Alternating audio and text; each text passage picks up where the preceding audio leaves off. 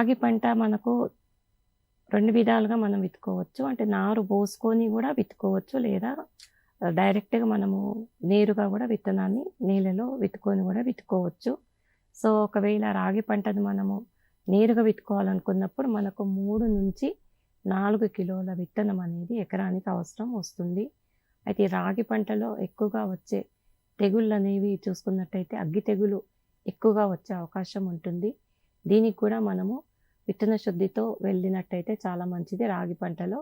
అయితే రాగి పంటలో విత్తన శుద్ధి అనేది బావిస్టిన్ అనే మందుతో కిలో విత్తనానికి 2 గ్రాముల చొప్పున మనము విత్తన శుద్ధి చేసుకోవాల్సిన అవసరం ఉంటుంది.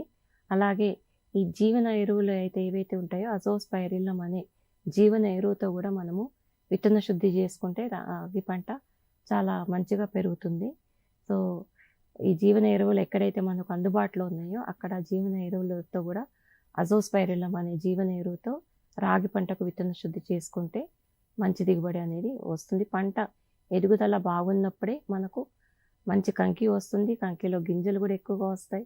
ఆ గింజల్లో కూడా బరువు అనేది పెరుగుతుంది. కావున విత్తన శుద్ధి అనేది ఏ పంటలో అయినా చాలా అవసరం.